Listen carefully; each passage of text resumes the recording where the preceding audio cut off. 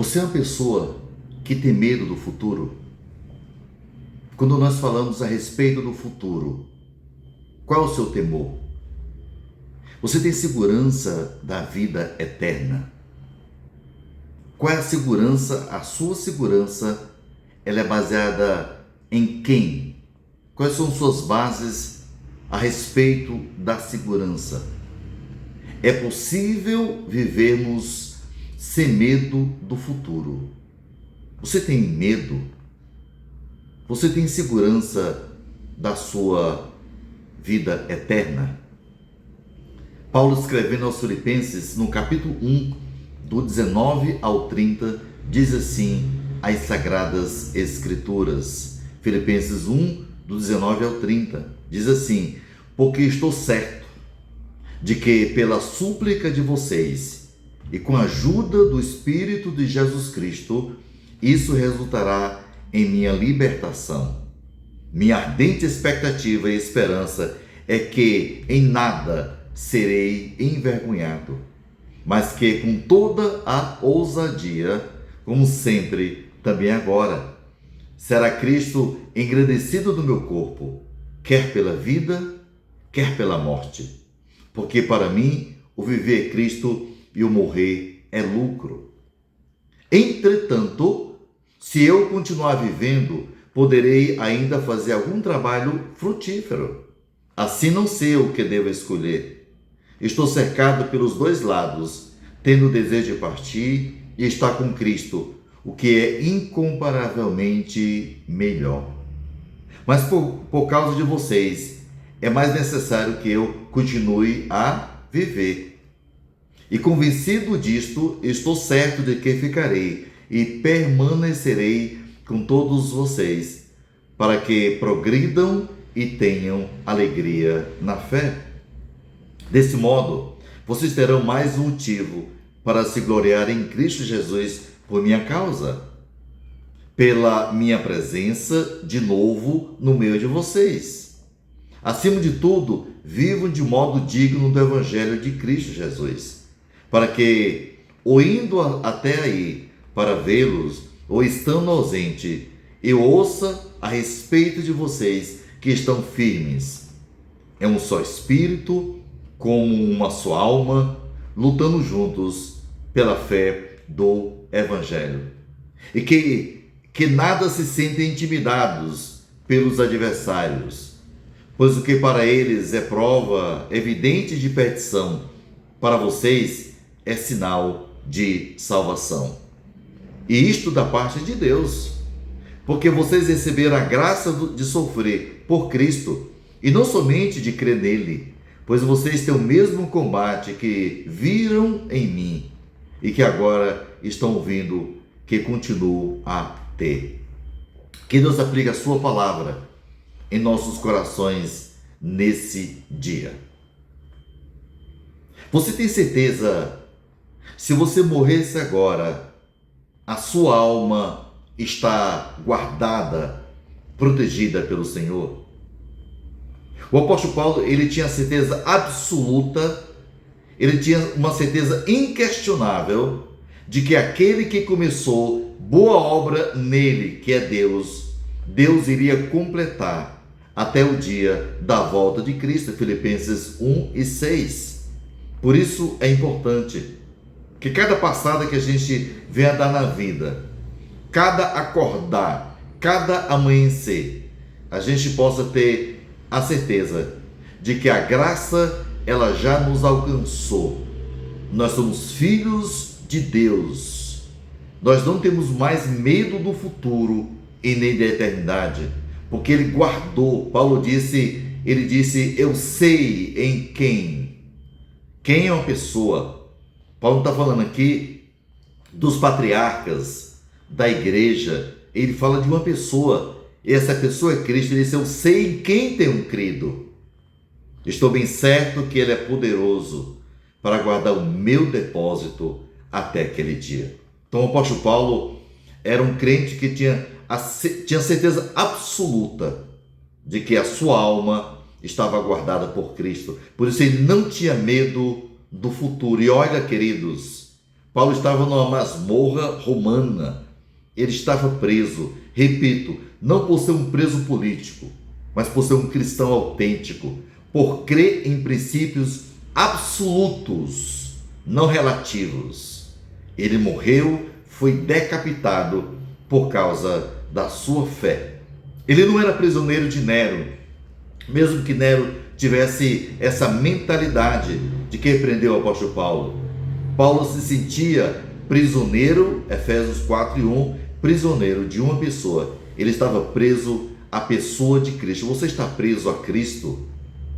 Você se sente prisioneiro de Cristo ou do mundo? O apóstolo Paulo, ele olhava para o futuro sob duas perspectivas. E eu quero que nesse dia você pense nisso. A gente precisa olhar para o futuro sob duas perspectivas, as mesmas perspectivas que Paulo tinha. A diferença de Paulo para nós é que nós estamos livres. Eu estou aqui no meu gabinete pastoral. Você talvez está na sua casa, talvez futuramente assistir a essa mensagem pelo YouTube, por essa plataforma. Paulo estava preso. Ele olhava para o futuro sob duas perspectivas. Qual é a primeira? Ele olhava para a vida com os olhos de Deus. Nós não conseguimos olhar, amado, para o futuro pela ótica de Deus, com os óculos de Deus, porque nós somos extremamente mundanos. Nós falamos que o nosso coração está no céu e não está. Nós amamos os prazeres do mundo. Nós somos apaixonados por aquele que o mundo oferece. A gente não consegue mentalizar ou ter a mente de Cristo, ser cativo à mente de Cristo, porque o mundo, ele nos envolve de uma forma tão inteligente. É por isso que a gente não consegue olhar para o futuro com os olhos de Deus.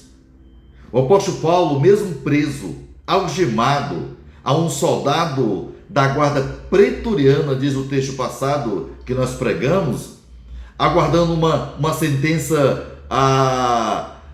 de morte, diz a Bíblia que ele transbordava de alegria. E não só ele tinha alegria, mas ele também encorajava a igreja de Filipos.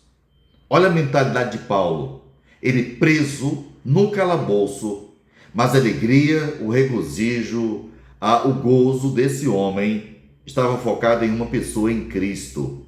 E mesmo na prisão, ele incentiva aos seus ouvintes, as ovelhas, os crentes da igreja de Filipos, a permanecerem firmes, olhando para o autor e consumador da fé, que é Cristo Jesus. A segunda segurança que decorre de três fatos, porque Paulo tinha segurança. Essa segurança de Paulo, ela decorre de três fatos. Por que ele olhava para o futuro com os olhos de Deus? Que segurança era essa de Paulo? Primeiro, ele olhava para o passado sem amargura. Paulo não era um cristão amargurado, pensando no seu algozes, seus algozes, os seus carrascos, aqueles que maltrataram Paulo, machucaram Paulo. Ele não olhava para os seus cristos que haviam dentro da igreja de Filipos com olhos tristes, amargurados. Não. Diz o versículo 12 do capítulo 1, ele diz assim: quero ainda, irmãos, cientificados de que as coisas que me aconteceram têm antes contribuído para o progresso do Evangelho. Olha a visão desse homem. Ele olhava para a vida com os olhos de Deus. As coisas que me aconteceram, prisão, perseguição, açoites, necessidades, ele disse: tudo isso, o que aconteceu comigo, tem como único objetivo o progresso do Evangelho, para que o Evangelho alcance o maior número de pessoas, salve vidas. Essa deve ser a ótica sua e a minha. Eu aqui em Nova Petrópolis, Rio Grande do Sul, um dos estados do sul do Brasil, Paraná, Santa Catarina. Nosso objetivo aqui é levar a mensagem de Cristo ao máximo de pessoas que nós pudermos. Cada pessoa é o nosso alvo e a gente tem feito isso. Às vezes, em nossos cultos, tem apenas de 3 a 4 pessoas. Nós pregamos, a gente vai para os lares de idosos, para o hospital, corpo a corpo, entregamos folhetos. Esse é o nosso papel. Estamos livres, temos liberdade para pregar onde nós quisermos, até então, até agora, graças a Deus por isso. Ele sofreu, diz a Bíblia, perseguições, o apóstolo Paulo, açoites, prisões, acusações, privações, naufrágios, fome, frio. Você já passou por isso? Você já teve essa experiência que Paulo teve? Eu nunca tive isso. Mas Paulo teve. Mas ao computar todas essas coisas, disse que elas contribuíram o quê? Para o progresso do Evangelho. Essas coisas não impediram que Paulo pregasse o Evangelho. Como nós somos diferentes. Qualquer doençazinha, qualquer obstáculo é motivo para a gente não ir à igreja, não ler a nossa palavra, não buscar a Deus, não louvar.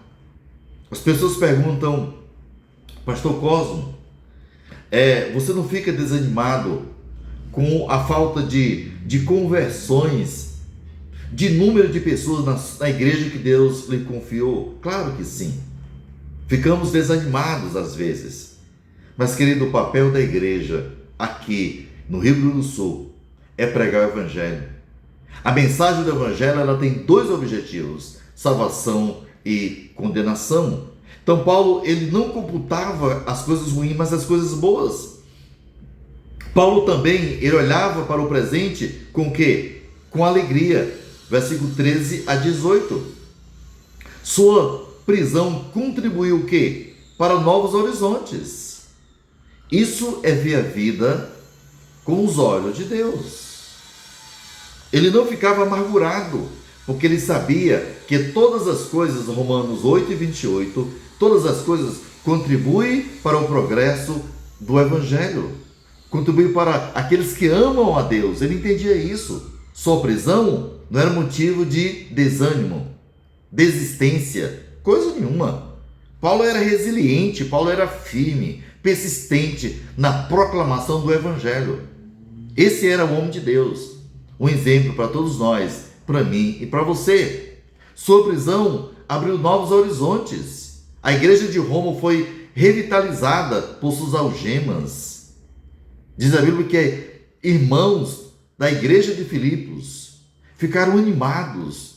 Paulo está preso e alegre e contente, aproveitando cada oportunidade. Nós estamos livres. Nós ainda pertencemos a um país que temos liberdade para proclamar o Evangelho. Existem países que não têm essa liberdade. Nós temos.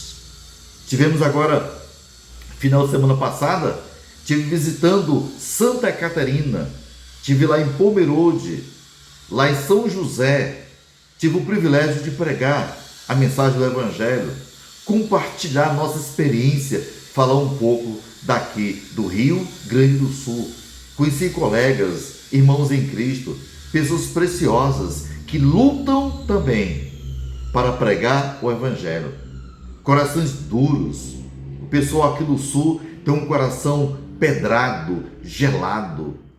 Mas, queridos, a única forma de quebrar esses corações, de amolecer essas vidas, é através do poder do Evangelho. Paulo tinha consciência disso.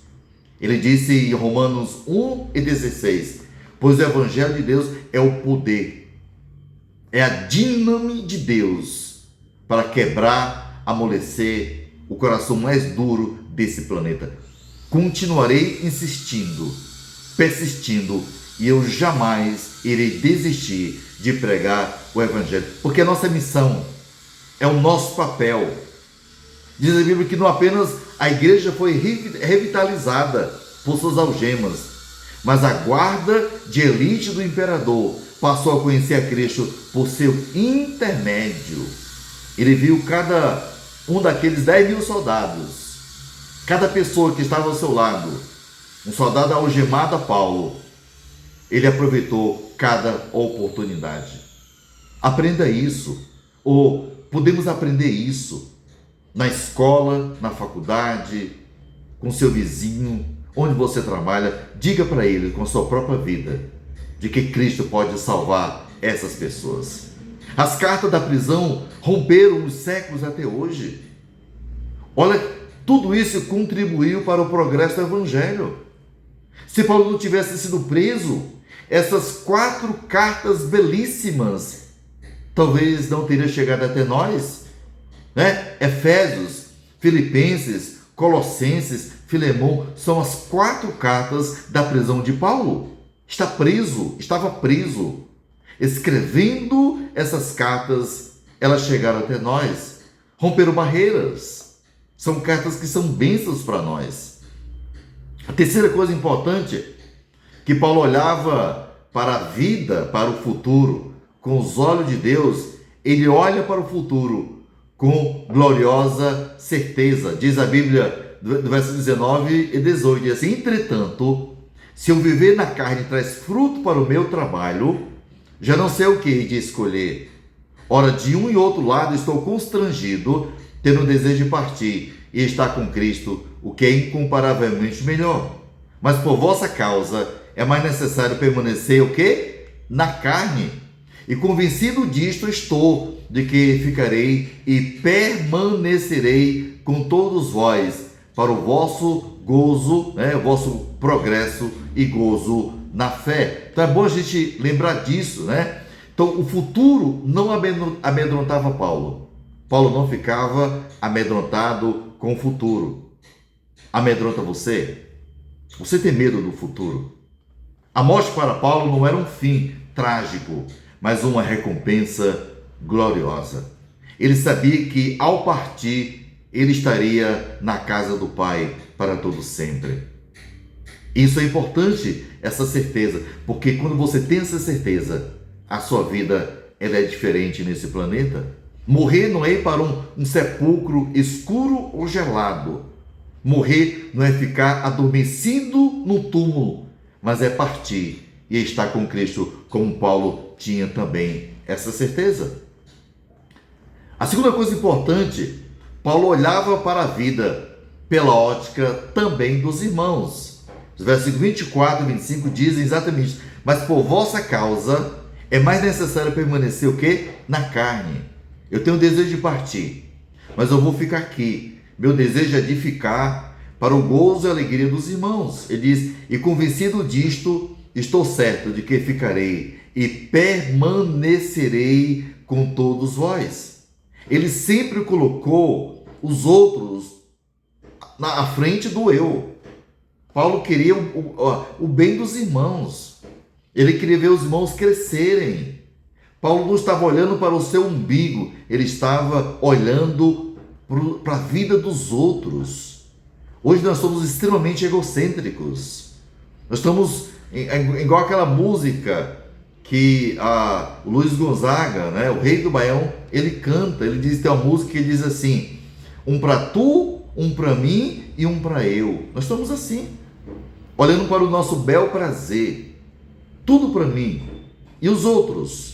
Paulo não, a sua vida era focada nos outros.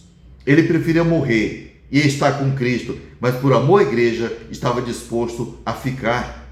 No versículo 19, Paulo mostra uma certeza inquestionável.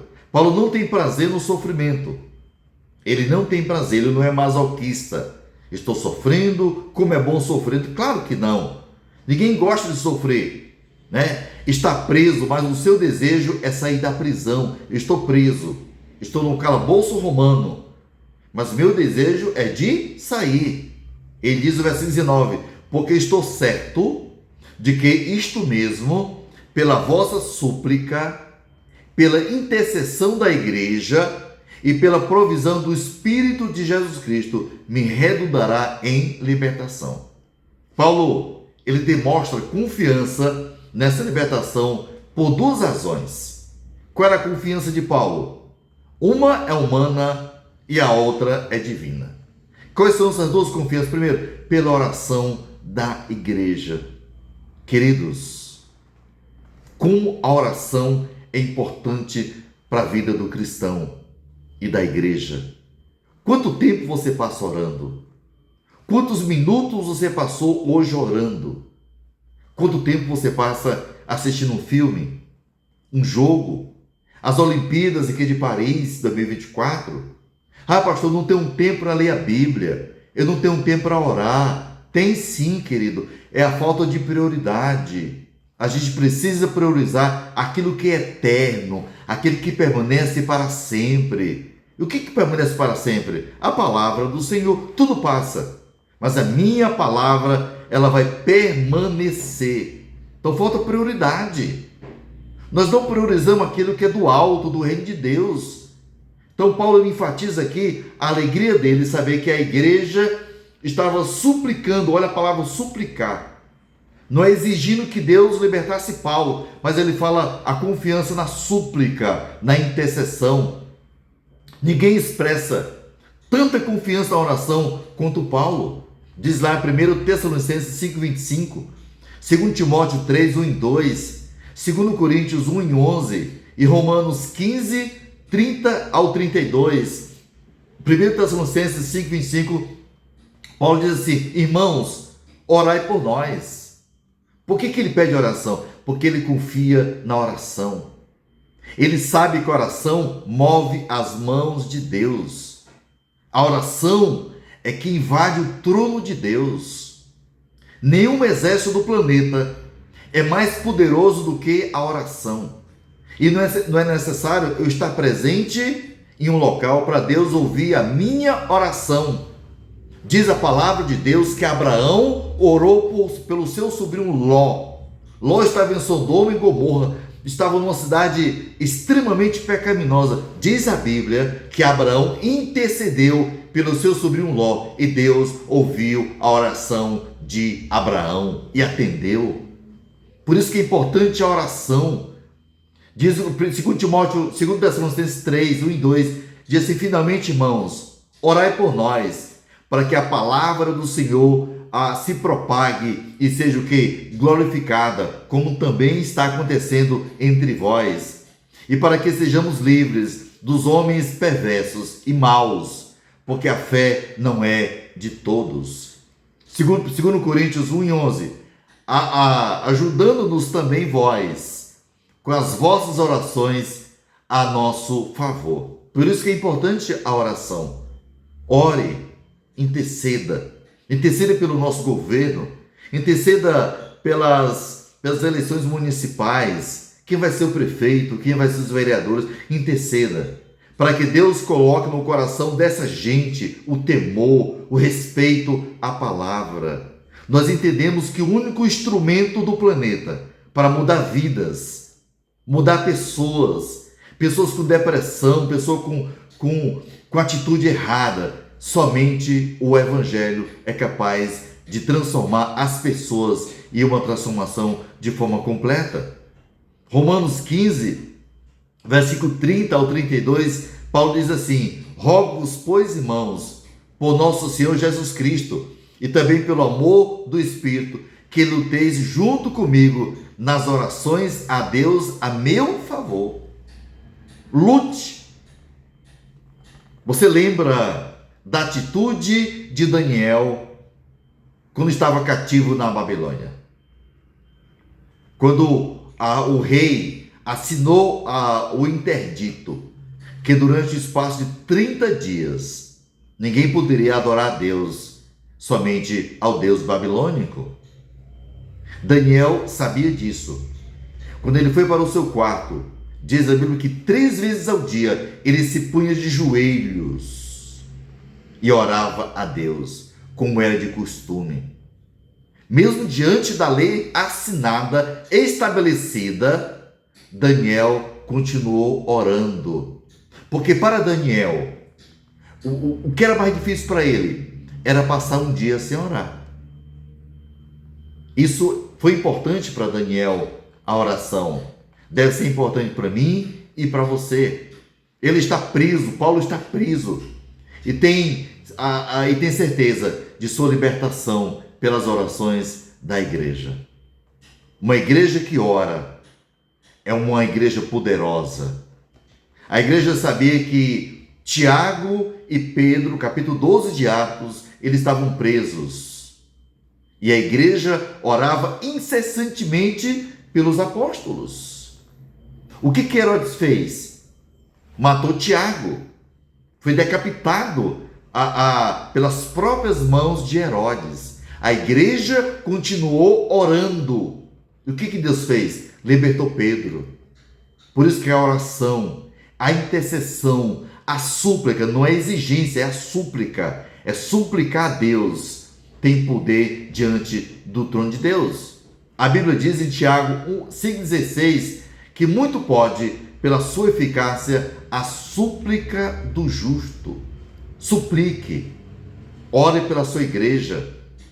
Ore pelo seu pastor. Ore pelas famílias. Ore para que o evangelho possa ser pregado nessa região, nesse estado, que é um estado espírita e é um estado extremamente decadente. Rio Grande do Sul é o estado com o maior número de suicídios, de pessoas aidéticas, de pessoas que estão afastadas de Deus, confiando apenas em uma religião. Verso 19, pela provisão do Espírito de Jesus Cristo. Paulo estava preso, mas ele contava com as súplicas dos irmãos, mas também com a presença interior do Espírito Santo na vida dele. A soberania de Deus não isenta a responsabilidade humana. Deus é soberano, mas nós temos também o quê? Responsabilidade de orar, de suplicar. A provisão do Espírito sugere um revestimento e fortalecimento de sua vida na hora do testemunho. É naquele momento que a gente vai sentir a presença do Espírito Santo na nossa vida. Paulo vivia assim. E a gente precisa também pensar.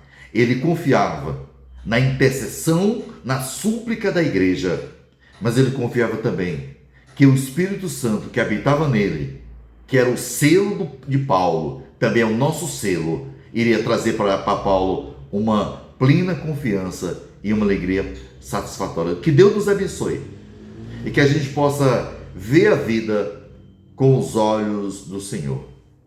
Vamos conversar com Deus, orar ao nosso Pai.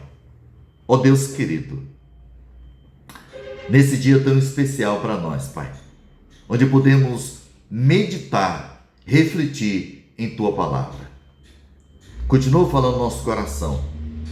Encoraja a nossa vida. Ajuda-nos, ó Deus, a termos a visão do Senhor em cada parte da nossa vida. Paulo aprendeu isso, que as coisas que aconteceram com ele contribuíram para o progresso do Evangelho, que a nossa vida possa ter esse sentimento de que deve contribuir para o progresso do Evangelho. Nos abençoa, fortalece a nossa fé, o nosso coração e ajuda, Senhor, na nossa caminhada cristã. Essa é a minha oração, em nome do Senhor Jesus. Amém e amém.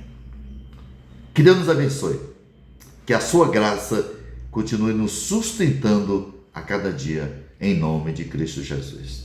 Amém.